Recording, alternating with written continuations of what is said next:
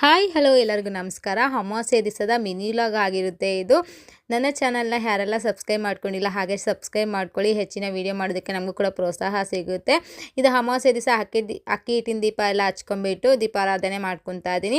ಅಕ್ಕಿ ಹಿಟ್ಟಿನ ದೀಪಾರಾಧನೆ ಮಾಡೋದ್ರಿಂದ ತುಂಬಾ ಮನೆಗೆ ಶ್ರೇಷ್ಠ ಅಂತಲೇ ಹೇಳ್ಬೋದು. ಮಹಾಲಕ್ಷ್ಮಿಗೆ ತುಂಬಾ ಪ್ರಿಯವಾದದ್ದು ಅಕ್ಕಿ ಹಿಟ್ಟಿನ ದೀಪ.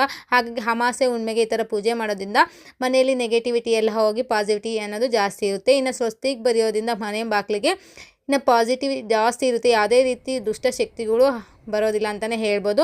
ನಾನು 5 ಗಂಟೆ ಅಷ್ಟೊತ್ತಿಗೆ ಪೂಜೆ ಎಲ್ಲ ಮುಗೀತು. ಹಾಗೆಯೇ ದೇವಸ್ಥಾನಕ್ಕೆಲ್ಲ ಹೋಗಿ ಪೂಜೆ ಎಲ್ಲ ಮಾಡ್ಕೊಂಡ್ಬಂದೆ. ಧನುರ್ಮಾಸದ 3ನೇ ದಿವಸದ ಪೂಜೆ ಎಲ್ಲ ಮಾಡ್ಕೊಬಂದು ಇನ್ನೆಷ್ಟು ತಿಂಡಿ ಮಾಡ್ಕೊತಾ ಇದ್ದೀನಿ. ಸ್ವಲ್ಪ ರೆಸ್ಟ್ ಮಾಡಿಬಿಟ್ಟು ತಿಂಡಿ ಮಾಡ್ಕೊತಾ ಇದ್ದೀನಿ. ಇನ್ನು ಧ್ರುವನ್ ಕೂಡ ಎದ್ಬಿಟ್ಟು ಅವನು ಕೂಡ ರೆಡಿ ಆಗಿ ಬಂದು ನನಗೂ ಕೂಡ ಅಡುಗೆ ಮಾಡೋದಕ್ಕೆ ಹೆಲ್ಪ್ ಮಾಡ್ತಾ ಇದ್ದಾನೆ. ಇನ್ನು ತಿಂಡಿಗೆ ರಾಗಿ ದೋಸೆ ಮಾಡ್ತಾಯಿದ್ದೀನಿ. ರಾಗಿ ದೋಸೆನೂ ಕಾಯಿ ಚಟ್ನಿ ಕಡಲೆಬೀಜ ಎಲ್ಲ ಹಾಕ್ಬಿಟ್ಟು ಮಾಡೋಣ ಅಂತ ಅಂದ್ಕೊಂಡಿದ್ದೀನಿ. ಇನ್ನು ರಾಗಿ ದೋಸೆಗೆ ಅರ್ಧ ಗ್ಲಾಸ್ ಅಷ್ಟು ಉದ್ದಿನಬೇಳೆ ನೆನೆಸಿಟ್ಟಿದ್ನಲ್ಲ, ಅದು ಗ್ರೈಂಡ್ ಮಾಡ್ಕೊಬಿಟ್ಟು ಒಂದು 2 ಕಪ್ ಅಷ್ಟು ರಾಗಿ ಹಸಿಟ್ಟು ಹಾಕ್ಬಿಟ್ಟು ಚೆನ್ನಾಗಿ ಗಂಟಿಲ್ದಂಗೆ ಮಿಕ್ಸ್ ಮಾಡ್ಕೊಬಿಟ್ಟು ದೋಸೆ ಹಾಕ್ಕೊಟ್ಟೆ. ಇನ್ನು ಚಟ್ನಿ ಎಲ್ಲ ಮಾಡೋದಕ್ಕೆ ಧ್ರುವನ್ ಕೂಡ ಹೆಲ್ಪ್ ಮಾಡ್ದೆ. ಕಡಲೆಬೀಜ ಎಲ್ಲ ಹುರಿಯೋದು, ಇನ್ನು ಮಕ್ಕನೆಲ್ಲ ಸ್ನ್ಯಾಕ್ಸ್ಗೂ ಕೂಡ ಅವನೇ ರೆಡಿ ಮಾಡಿಕೊಟ್ಟ. ಇನ್ನು ನಾನು ಅವನಿಗೆ ಕಳಿಸ್ಬಂದು ತಿಂಡಿ ಎಲ್ಲ ತಿನ್ನಿಸಿ ಕಳಿಸಿ ಇನ್ನು ಮೆಡಿಸನ್ ತೊಗೋಬೇಕಿದ್ದು. ಊಟಕ್ಕೆ ತಿಂಡಿಗೆ ಮುಂಚೆ ಮೆಡಿಸನ್ ಇತ್ತು ನಂದು. ಹಾಗಾಗಿ ನಾನು 20 ಡೇಸಿಂದ ಮೆಡಿಸನ್ ತೊಗೊತಾ ಇದ್ದೀನಿ. ಮತ್ತು ಬ್ಯಾಕ್ ಫ್ರ್ಯಾಕ್ಚರ್ಗೆ ಇನ್ನು ಪೇಯ್ನ್ ಕೂಡ ಕಮ್ಮಿ ಆಗಿಲ್ಲ. ಈ ಚಳಿ ಕ್ಲೈಮೇಟ್ಗೆ ಇನ್ನೂ ಜಾಸ್ತಿ ಆಗಿದೆ. ಹಾಗಾಗಿ ಮೆಡಿಸನ್ ತೊಗೊಳೋಣ, ಫಸ್ಟ್ ಕ್ಯೂರ್ ಮಾಡ್ಕೊಬಿಡೋಣ ಅಂತ ಹೇಳಿಬಿಟ್ಟು ಮೆಡಿಸನ್ ಸ್ಟಾರ್ಟ್ ಮಾಡಿದ್ದೀನಿ. ಮತ್ತು ಇನ್ನು ಚಿನ್ಮಯ್ ಕೂಡ ಎದ್ದು ಬಂದ. ಅವ್ನಿಗೆ ದೋಸೆ ಹಾಕ್ಕೊಡೋಣ, ನಾನು ಇಬ್ಬರು ತಿಂದ್ಬಿಡೋಣ. ಅವರಪ್ಪ ಇನ್ನೂ ವಾಕಿಂಗ್ ಹೋಗಿದ್ರು. ಅವ್ರು ಬರೋದಕ್ಕೆ ತಿಂಡಿ ಎಲ್ಲ ಮಾಡ್ಕೊಬಿಡೋಣ ಅಂತ ತಿಂಡಿ ಮಾಡ್ಕೊತಾ ಇದ್ದೀವಿ.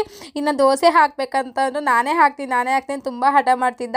ಇಬ್ಬರು ಆಟ ಆಡ್ಕೊಂಡು, ನಾವು ಯಾವಾಗೂ ಹಿಂಗೆ ಇರ್ತೀವಿ, ಆಟ ಆಡಿಕೊಂಡು ಒಳ್ಳೆ ಮೂಡಿದ್ದಾಗ ಚೆನ್ನಾಗಿ ಆಟ ಆಡ್ಕೊಂಡು ಇರ್ತಾನೆ. ಅವನು ಕೂಡ ಆಡೋದಿಲ್ಲ, ಕಿರಿಕಿರಿ ಮಾಡೋದಿಲ್ಲ. ತುಂಬಾ ಪಾಸಿಟಿವ್ ಆಗಿ ವೈಬ್ಸ್ ಇದೆ ಅಂತಲೇ ಹೇಳ್ಬೋದು. ಇನ್ನು ದೊಡ್ಡ ಮಗ ಅಂತೂ ಅಡುಗೆ ಮಾಡೋದಕ್ಕೆಲ್ಲ ಹೆಲ್ಪ್ ಮಾಡ್ದ ಬೆಳಗ್ಗೆನೆ. ಇನ್ನು ಇವಾಗ ಸ್ಕೂಲ್ಗೆಲ್ಲ ಹೋಗೋದಕ್ಕೆ ಅವನೇ ರೆಡಿ ಆಗ್ತಾ ಇದ್ದಾನೆ. ಯಾವುದೇ ರೀತಿ ಕಷ್ಟ ಕೊಡ್ತಾ ಇಲ್ಲ. ಯಾಕಂದರೆ ನನಗೂ ಕೂಡ ಸ್ಟ್ರೆಸ್ ಆಗುತ್ತಲ್ಲ. ಹಾಗಾಗಿ ಹೋಗ್ಬೇಕಾದ್ರೆ ಸ್ಕೂಲಿಗೆ ಹೋಗ್ಬೇಕಾದ್ರೆ ದೇವ್ರ ಥರ ಹೋಗ್ತಾನೆ. ಯಾವುದೇ ರೀತಿ ತೀಟೆ ಮಾಡೋದಿಲ್ಲ, ಹೇಳಿದ ಮಾತೆಲ್ಲ ಕೇಳ್ತಾನೆ. ಇನ್ನು ಸಾಯಂಕಾಲ ಮನೆಗೆ ಬರಬೇಕಾದ್ರೆ ಫುಲ್ಲು ಸ್ಟೆಪ್ಸಿಂದನೇ ತೀಟೆ ಮಾಡ್ಕೊಂಡು ಬರ್ತಾ ಇರ್ತಾನೆ. ಇನ್ನು ಧ್ರುವನು ಚಿನ್ಮಯ್ ಇಬ್ಬರು ಕೂಡ ಫೈಟಿಂಗ್ ಮಾಡೋದು, ತೀಟೆ ಆಡೋದು, ತುಂಬಾ ಟಾರ್ಚರ್ ಕೂಡ ಸ್ಟಾರ್ಟ್ ಮಾಡಿಬಿಡ್ತಾನೆ. ನನಗೆ ಬ್ರೈನ್ಗೆ ಹೋಗ್ಬಿಡುತ್ತೆ ಒಂದೇ ಸತಿ ಕೋಪ. ಆದರೂ ಕಂಟ್ರೋಲ್ ಮಾಡ್ತಾ ಇರ್ತೀನಿ. ಇನ್ನೊಂದು ಧನುರ್ಮಾಸದಲ್ಲಿ ಜಾಸ್ತಿ ಕೋಪ ಮಾಡ್ಕೋಬಾರ್ದಂತೆ. ಹಾಗಾಗಿ ನಾನು ಜಾಸ್ತಿ ಮಾಡ್ಕೊಳೋದಕ್ಕೆ ಹೋಗೋದಿಲ್ಲ. ಕೋಪ ಎಲ್ಲ ಕಿಚ್ಚಾಡೋದು ಆ ಥರ ಎಲ್ಲ ಮಾಡೋದಕ್ಕೆ ಹೋಗಬಾರ್ದು. ವಿಷ್ಣು ದೇವನಿಗೆ ಕೋಪ ಬರುತ್ತೆ ಅಂತ ಹೇಳ್ತಾರೆ. ಹಾಗಾಗಿ ಶಾಂತ ರೀತಿಯಲ್ಲಿ ಇರಬೇಕಂತೆ ಮನೆ. ಹಾಗಾಗಿ ಎಷ್ಟು ಕೂಲಾಗಿರಬೇಕು ಅಂದ್ಕೊಂಡ್ರೂ ಈ ಮಕ್ಳ ಹತ್ರ ಆಟ ಆಡ್ಕೊಂಡಿದ್ರೆ ಯಾವುದೇ ರೀತಿ ಪ್ರಾಬ್ಲಮ್ ಇರೋಲ್ಲ. ಇನ್ನು ನಮ್ಮ ಕೆಲಸದಲ್ಲಿ ನಾವು ಬ್ಯುಸಿ ಆಗಿಬಿಟ್ಟಿದ್ದೀವಿ, ಇನ್ನು ಮಕ್ಳ ಕಡೆ ಜ್ಞಾನ ತೋರಿಸ್ತಿಲ್ಲ ಅಂತ ಹೇಳಿಬಿಟ್ಟು ಅವ್ರು ಇನ್ನೂ ಚೀಟೆ ಮಾಡೋದು ಜಾಸ್ತಿ ಮಾಡ್ತಾರೆ. ಅವ್ರಿಗೆ ಆಟ ಆಡಿಸ್ಕೊಂಡಿದ್ರೆ ಅವ್ರಿಗೂ ಕೂಡ ಖುಷಿ ಆಗುತ್ತೆ. ಇವತ್ತಿನ